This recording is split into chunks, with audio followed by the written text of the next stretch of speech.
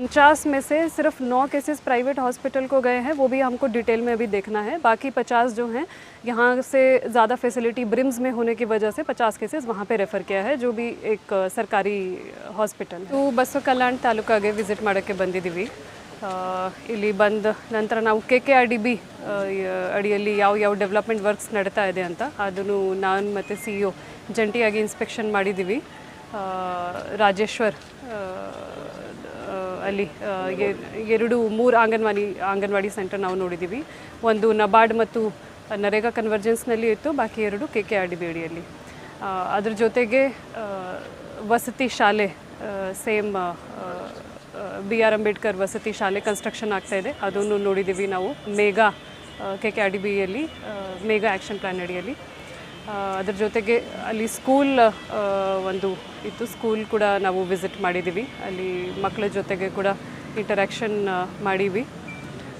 Crop ಈಗ ಮಳೆ 2-3 ದಿವಸದಿಂದ ಸತತವಾಗಿ ಮಳೆ ಬರ್ತಾ ಇದೆ, ಅದರಿಂದ ಏನಾದರೂ ಹಾನಿ ಬಂದಿದ್ರೆ ಅಂತ ನೋಡೋಕ್ಕೆ ಕ್ರಾಪ್ ಬೆಳೆ ಸಮೀಕ್ಷೆಗೆ ಕೂಡ ನಾನು ಮತ್ತು CEO ಹೋಗಿದ್ದು। ಬೆಳೆದು ಈಗ ಸದ್ಯಕ್ಕೆ ಬೆಳೆ ಹಾನಿದು ನಮಗೆ ಏನು ವರದಿ ಇನ್ನೂ ಬಂದಿಲ್ಲ, ಮತ್ತು ನಾವು ನೋಡಿದ್ದೀವಿ ಚೆನ್ನಾಗಿ ಸ್ಟ್ಯಾಂಡಿಂಗ್ ಕ್ರಾಪ್ ಇತ್ತು। ಅದು ಬಿಟ್ಟು ಈಗ ಇಲ್ಲಿ ತಾಲೂಕಾ ಹಾಸ್ಪಿಟಲ್ಗೆ ಭೇಟಿ ನೀಡಿ ಇಲ್ಲಿ MCH ಮತ್ತು OTಗಳು ಮತ್ತು ಡೆಲಿವ್ರಿ ವಾರ್ಡ್ ಎಲ್ಲ ನೋಡಿದ್ದೀವಿ। ಯಾವ ಸಮಸ್ಯೆಗಳು ಯಾವ್ಯಾವ ಸಮಸ್ಯೆಗಳು ಕಂಡು ಬಂದವು ಮತ್ತು ಏನು ಸೂಚನೆ ನೀಡಿದ್ದೀರಿ? ಇಲ್ಲಿ ತಾಲೂಕಾ ಆಸ್ಪತ್ರೆಯಲ್ಲಿ ಬೇರೆ ಫೆಸಿಲಿಟೀಸ್ ಅಪ್ ಟು ಸ್ಯಾಟಿಸ್ಫ್ಯಾಕ್ಷನ್ ನಡೀತಾ ಇದೆ, ಆದರೆ ಒಂದು NRC ನ್ಯೂಟ್ರಿಷನಲ್ ರಿಹ್ಯಾಬಿಲಿಟೇಷನ್ ಸೆಂಟರ್ ನಾನು ಅವರಿಗೂ ರೀಸ್ಟಾರ್ಟ್ ಮಾಡೋಕ್ಕೆ ಹೇಳಿದ್ದೀವಿ।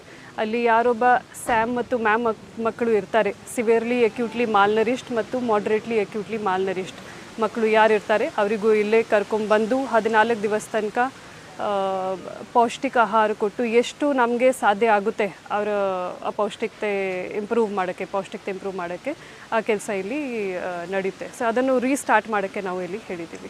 ಮೇಡಮ್, ಖಾಸಗಿ ಆಸ್ಪತ್ರೆಗೆ ಕೆಲವೊಂದು ದೂರುಗಳು ಕೇಳಿ ಬಂದಿವ್ರಿ, ಇದ್ರ ಬಗ್ಗೆ ತಮ್ಮ ಗಮನಕ್ಕೆ ಏನಾದರೂ ಬಂದಿದೆಯಾ? ಅದ್ರ ಬಗ್ಗೆ ಏನಾದರೂ ತಾವು ಕೆಲಸ ಮಾಡಿದ್ರೆ ಅಂದರೆ ಇಲ್ಲಿ ಖಾಸಗಿ ಆಸ್ಪತ್ರೆಗೆ ರೆಫರ್ ಮಾಡ್ತಾ ಇದ್ದಾರೆ ಅನ್ನೋದು ಸಾರ್ವಜನಿಕರಿಂದ ಆರೋಪ ಬರ್ತಾ ಇದೆ। ಈಗ ರೀಸೆಂಟ್ಲಿ ಅಧಿವೇಶನ ಕೂಡ ಚರ್ಚೆ ಆಗಿದೆ ಮೇಡಮ್, ಇದ್ರ ಬಗ್ಗೆ ತಮ್ಮ ಗಮನಕ್ಕೆ ಅಥವಾ ಯಾರಾದರೂ ಸೂಚನೆ ಕೊಟ್ಟಿದ್ದೀರಾ? ಈಗ ನಮಗೆ ಜಸ್ಟ್ DHO ಅವರು ಹೇಳಿದ್ದಾರೆ, ಎಷ್ಟು ಕೇಸಸ್ ರೆಫರ್ ಮಾಡಿದ್ದೀರಾ ಇಲ್ಲಿಂದ? 59 ಕೇಸಸ್ ರೆಫರ್ ಮಾಡಿದ್ದಾರೆ ಅಂತ ಹೇಳ್ತಿದ್ದಾರೆ। 9 ಕೇಸಸ್ ಪ್ರೈವೇಟ್ಗೆ ಮತ್ತು 50 ಕೇಸಸ್ ಇನ್ನು ಬ್ರಿಮ್ಸ್ ಆಸ್ಪತ್ರೆಗೆ ರೆಫರ್ ಮಾಡಿದ್ದಾರೆ। ಅದ್ರ ಬಗ್ಗೆ ನಾವು ಡಿಟೇಲ್ ಆಗಿ ನೋಡಬೇಕಾಗುತ್ತೆ। मैम, जितने भी यहाँ पर रेफ़र कर रहे हैं उनके ऊपर एक्शन क्यों नहीं लिया जा रहा है? कि हर कोई ऑफिसर आ रहा है, बस विजिट कर रहा है, देख रहा है और चला जा रहा है। जो भी यहाँ से रेफ़र कर रहे हैं उनके ऊपर एक्शन क्यों नहीं लिया जा रहा? प्राइवेट हॉस्पिटल कर रहे हैं, वही इन लोगों ने बोला है कि 49 में से सिर्फ 9 केसेस प्राइवेट हॉस्पिटल को गए हैं, वो भी हमको डिटेल में अभी देखना है। बाकी 50 जो हैं यहाँ से ज़्यादा फैसिलिटी ब्रिम्स में होने की वजह से 50 केसेस वहाँ पे रेफ़र किया है, जो भी एक सरकारी हॉस्पिटल है। मैम, ये डिलीवरी सेक्शन में डॉक्टर्स की भी नेग्लिजेंसी ज़्यादा होती जा रही है, जिसकी वजह से पेशेंट को परेशानी का सामना करना पड़ रहा है। इसके बारे में आपका नेग्लिजेंस क्या आया है आपके सामने? लास्ट टाइम पे यहाँ पर एक डेथ हो गया था, जो डॉक्टर जो है पेशेंट को सही टाइम पे ट्रीटमेंट न करने की वजह से उनका डेथ हो गया था, जिसके लिए यहाँ पर एक मीटिंग भी बैठी थी। उसके बाद में अभी तक उसका कुछ रीज़न नहीं आया। अच्छा, ठीक है, मेरे पास ये केस अभी आया नहीं है। जैसे मेरा मेटर्नल डेथ ऑडिट करने के लिए हमारे पास एक कमेटी रहता है, तो उसमें जो केस आएगा उसको डिटेल में उसकी जांच करके जो भी एक्शन होगा हम लेंगे। Okay, thank you.